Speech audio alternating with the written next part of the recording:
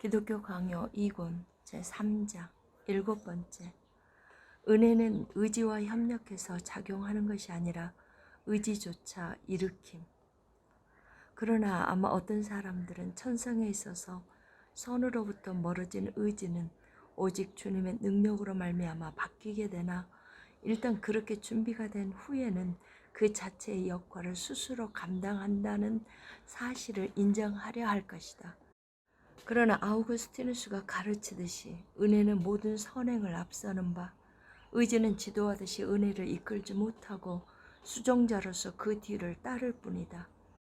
이 거룩한 사람의 그릇됨 없는 말을 페트루스 룸바르두스는 전혀 앞뒤가 맞지 않게 곡해하여 자기의 사상을 전개한다. 나는 앞에서 인용한 선지자의 말씀들이 다음 두 가지 사실을 분명히 제시하고 있다고 주장한다.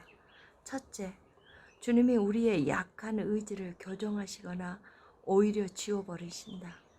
둘째, 주님 자신이 그 악한 의지를 선한 의지로 대체시키신다. 은혜가 앞서는 한에 있어서 그만큼 당신은 당신의 의지를 수종자라고 부를 수 있다고 나는 인정한다. 그러나 의지가 새롭게 변화되는 것은 주님의 이름으로 자기의 의지를 수종자로 삼아 앞서는 은혜에 순종한다고 해서 그 공로를 사람에게 돌리는 것은 무모하다. 그러므로 크리스토스토무스가 다음과 같이 쓴 것은 잘못되었다. 의지 없는 은혜는 은혜 없는 의지와 다름없이 아무것도 할 수 없다. 바울이 앞서 전한 말씀에 배치되게도 은혜가 의지 자체에는 작용하지 않기라도 하듯이 아우구스티누스가 의지를 은혜의 수종자라고 부른 내심의 뜻도 선행에 있어서 은혜의 다음가는 2차적 역할을 의지에 맡기려는 데 있지 않았다. 오로지 그의 유일한 목적은 구원의 첫 번째 원인을 사람의 공로에 두었던 펠라기오스의 가장 그릇된 교서를 물리치는 데 있었다. 그래서 현안을 다루는 데 있어서 은혜가 모든 공로에 앞선다라는 사실을 주장하는 것으로 충분하다고 생각했던 것이다. 더불어 이와 관련된 다른 질문인 은혜의 영구적 효과에 대해서도 여기에서 빠뜨렸는데, 이는 다른 곳에서 탁월하게 다루고 있다.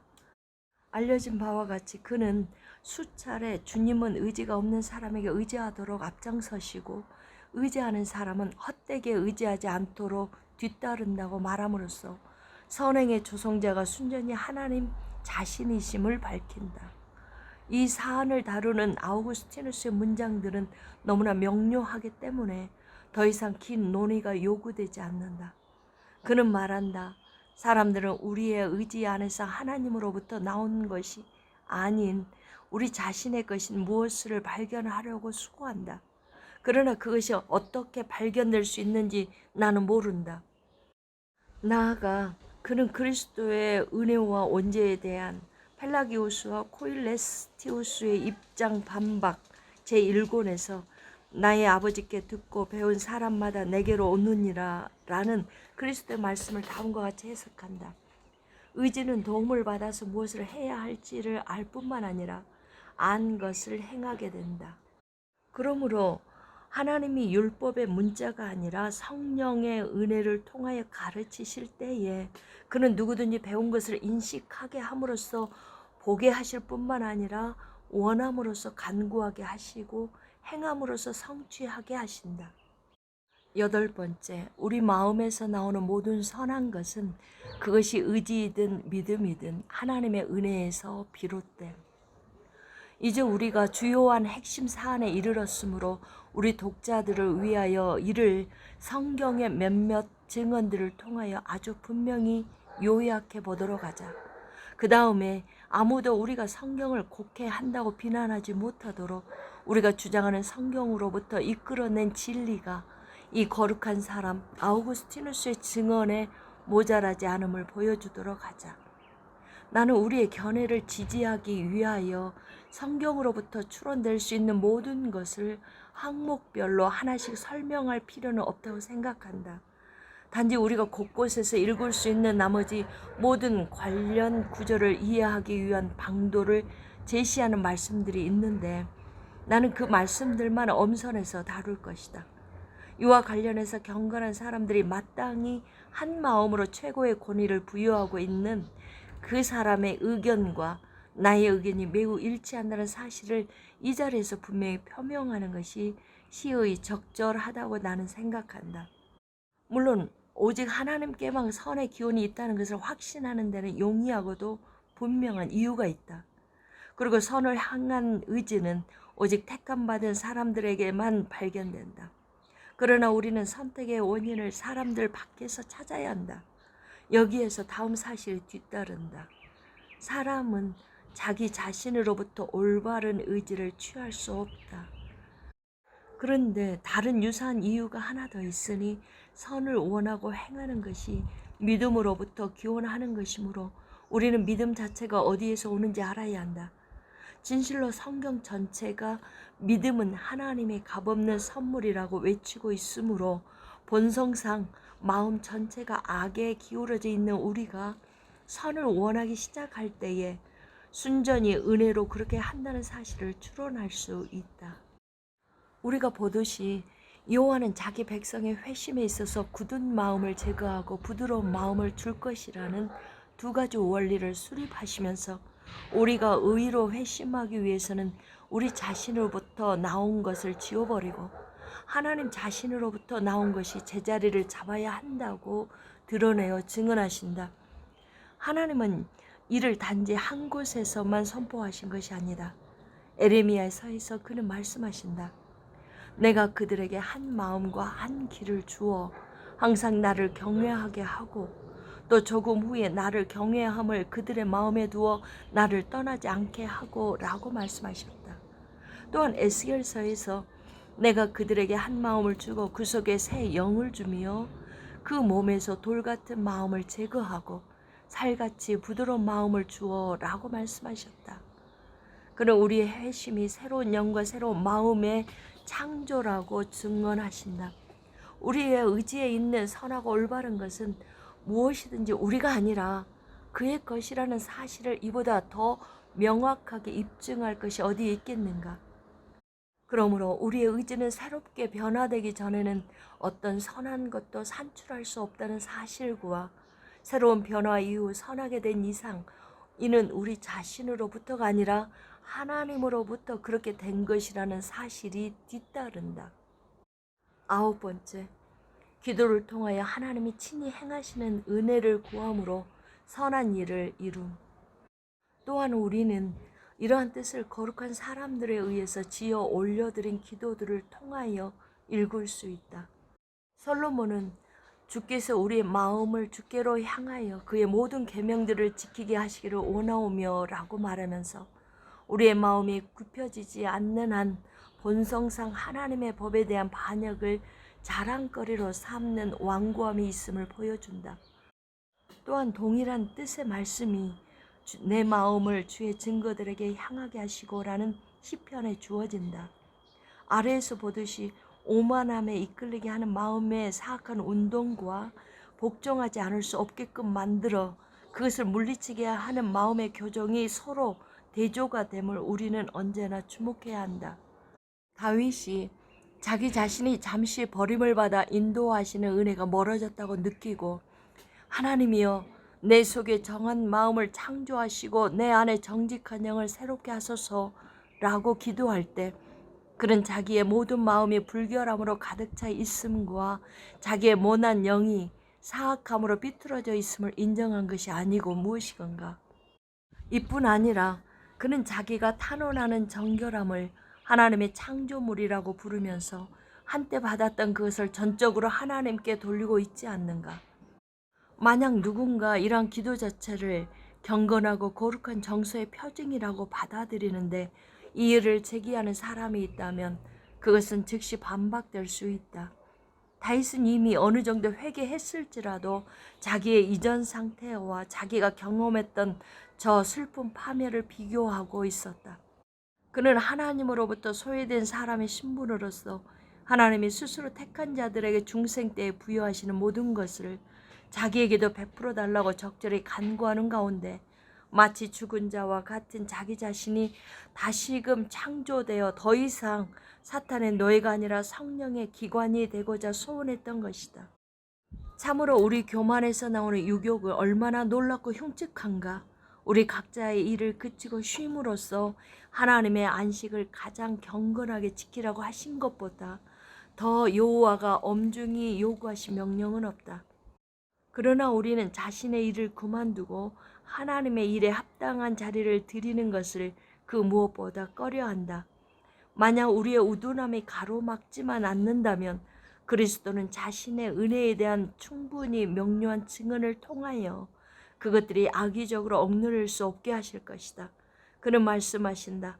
나는 포도나무여 너희는 가지라. 내 아버지는 농부라. 가지가 포도나무에 붙어 있지 아니하면 스스로 열매를 맺을 수 없음 같이 너희도 내 안에 있지 아니하면 그러하리라. 나를 떠나서는 너희가 아무것도 할 수 없음이라.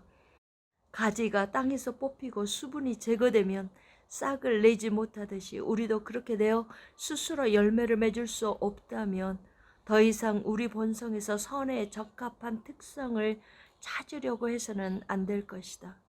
나를 떠나서는 너희가 아무것도 할 수 없음이라 라는 결론은 의심의 여지가 없다.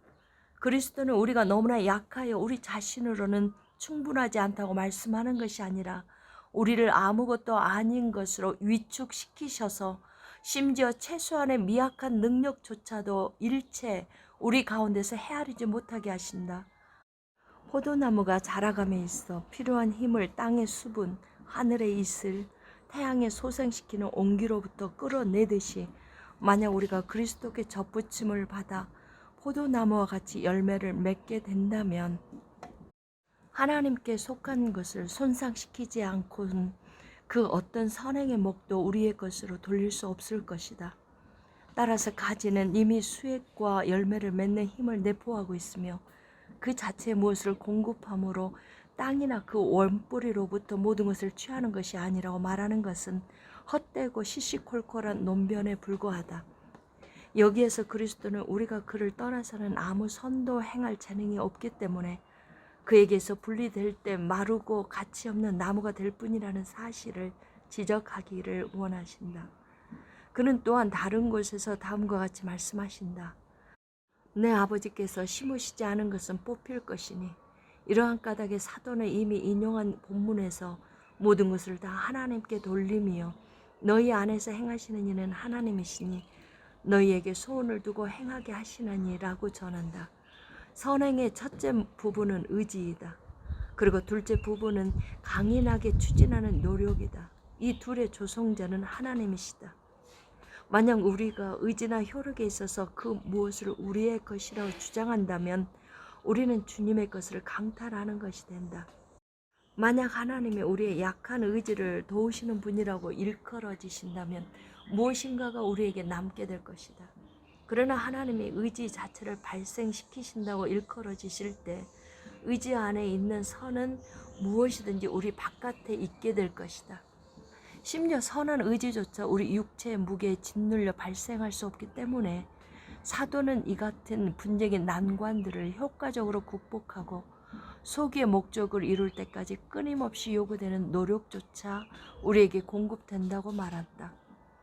마찬가지로 바울이 모든 것을 모든 사람 가운데서 이루시는 하나님은 같으니 라고 전하는 다른 본문의 가르침도 이와 다를 바 없이 합당하다. 여기에 우리가 앞에서 지적했던 영적인 삶의 모든 과정이 포함된다. 같은 뜻에서 다윗 역시 주의 길을 알게 하사 주의 진리 가운데 행하게 해달라고 기도한 즉시 일심으로 주의 이름을 경외하게 하소서라고 덧붙인다. 이 말씀은 심지어 순수한 정서를 지닌 사람도 불효불굴한 강인함을 지니지 않는 이상 많은 탈선거리에 얽매여 쉽게 사라지거나 쓰러지거나 한다는 뜻이다. 같은 이유로 다른 곳에서 그는 자기의 발걸음을 이끌어 하나님의 말씀을 지키게 해달라고 기도한 후 또한 싸울 힘을 부여받기 위하여 간청한다. 어떤 죄악도 나를 주관하지 못하게 하소서. 이렇듯 주님은 이 방식으로 우리 안에서 선한 일을 시작하시고 완성하신다. 의지가 올바른 것에 대한 사랑을 품고 그것에 대해서 열의를 기울이며 그것을 추구하고자 일어나고 움직이게 되는 것. 그리고 선택과 열의와 노력을 약화시키지 않고 소기의 목적을 이룰 때까지 계속해서 나아가는 것. 그리하여 종래 사람이 이러한 것들을 불효불굴하게 수행하고 그 마지막까지 줄곧 견인하는 것은 주님께 속한 일이다. 10번째, 하나님은 의지를 부여하실 뿐만 아니라 효과적으로 작용하게 하심. 하나님이 일단 의지를 움직이신 후 그 활동에 따르거나 거역하는 것은 우리의 선택에 달려 있다는 식으로 수세기 동안 가르쳐지거나 믿어져 왔지만, 이와 달리 하나님의 효과적으로 작용하게 하심으로써 의지를 움직이신다. 그러므로 자주 인용되는 그는 그가 이끄시는 것을 원하는 자를 이끄신다라는 크리소스토무스의 말은 비난받아 마땅하다. 이것이 의지하는 바에 따르면 주님은 단지 손을 내미시고 우리가 기꺼이 그의 도움을 받아들이기를 대망하고 계실 뿐이기 때문이다. 우리는 사람이 아직 올바른 상태에 서 있었을 때에도 어느 한편으로 기울어질 수 있었음을 인정한다. 그러나 하나님이 우리 안에서 원하기도 하시고 행하기도 하실 수 있지 않다면 자유의지가 얼마나 비참할 것인지를 사람이 자기의 예로서 친히 보여주었으니, 만약 그가 우리에게 자기의 은혜를 이렇게 작은 분량만큼만 나누어 주셨다면 우리가 어떻게 되었을까? 그러나 우리 자신의 배은망덕으로 우리는 하나님의 은혜를 모호하게 만들고 퇴색시킨다. 사도는 여기에서 우리가 선한 의지의 은혜를 받아들이면 그것이 우리에게 부여된다고 가르치지 않고 하나님 자신이 우리 안에서 그 일을 일으키고자 원하신다는 사실을 가르치고 있다. 이것이 의미하는 바는 다름이 아니라 주님은 자기의 영으로 우리의 마음을 지도하시고 돌이키게 하시며 다스리시며 우리 마음 안에서 마치 자기의 소유물 안에서와 같이 통치하신다는 것이다. 참으로 그는 에스겔을 통하여 자기의 택함 받은 자들이 자기의 교훈들 가운데 행할 수 있을 뿐만 아니라 실제로 행하도록 그들에게 새로운 영을 주실 것이라고 약속하신다. 그렇다면 아버지께 듣고 배운 사람마다 내게 오느니라 라는 그리스도의 말씀은 하나님의 은혜가 그 자체로 효과적이라는 사실 외에 다른 방식으로는 이해될 수 없지 않는가. 아우구스티누스 또한 이렇게 주장한다. 내 인용의 출처가 그릇되지 않았다면 오컴은 은혜는 자기 안에 있는 것을 행하는 자 누구든지 거부되지 않는다라는 통속적인 말로 자랑하지만, 주님은 모든 사람이 차별 없이 이러한 은혜를 받을 자격이 있다고 여기지 않으신다. 물론 하나님의 선하심은 그것을 찾는 모든 자에게 예외 없이 제시된다고 사람들에게 가르쳐야 한다. 그러나 하늘의 은혜가 숨을 불어넣는 자들에게만 끝내 그것을 찾기 시작하므로 그들은 하나님께 돌릴 찬송을 조금이라도 자기들의 것이라고 주장해서는 안 된다. 하나님 자신의 이끄심에 의해 행하게 되고 다스림을 받는 것은 그의 영으로 중생한 택함받은 자들의 특권임이 분명하다. 이런 까닭에 아우구스티누스는 값없는 선택에 대한 특별한 증언이 모든 사람에게 차별 없이 주어진다고 생각하는 자들을 비난하듯이 원함에 있어서의 어떤 역할들을 자기들 자신에게 돌리는 자들에게도 역시 정당한 초소를 퍼붓는다. 그는 본성은 모든 사람에게 일반적이나 은혜는 그렇지 않다라고 말한다. 하나님은 자기가 원하시는 자에게 누구든지 은혜를 베푸신다는 견해는 모든 사람에게 통상 널리 알려져 있으나 아우구스티누스는 이를 단지 공허하게 빛나는 깨지기 쉬운 유리 같은 날카로움이라고 부른다. 다른 곳에서 그는 말한다. 당신은 어떻게 왔습니까? 믿음으로써 왔습니다. 당신이 올바른 길을 발견한 것이 당신 자신 때문이라고 주장하는 한 당신은 그 올바른 길로부터 떨어져 멸망하게 될 것이니 그렇게 되지 않도록 두려워하십시오. 나는 나의 의지로 자유의지로 왔다라고 당신은 말합니다. 왜? 당신은 그렇게 교만하십니까? 이것이 당신에게 부여되었다는 사실을 알고 싶다면 주님 자신이 하시는 말씀을 들으십시오. 나의 아버지께서 이끌지 아니하시면 아무도 내게 올 수 없으니 요한이 전한 말씀에서 사람들은 경건한 자들의 마음이 하나님에 의해 효과적으로 작용하기 때문에 그들이 굽힘 없는 정서로 그를 따르게 된다고 아무 이견 없이 결론을 내릴 것이다. 요한은 하나님께로부터 난 자마다 죄를 짓지 아니하나니 이는 하나님의 씨가 그의 속에 거함이요 라고 전한다. 여기에서 불효불굴한 항구성이 견인에 효과적으로 작용한다고 주장하므로 궤변가들이 꿈꾸는 바, 즉 사람이 받아들이거나 거절하는 것이 자유로운 중간 상태 움직임은 분명히 배제되어 있음을 알 수 있다.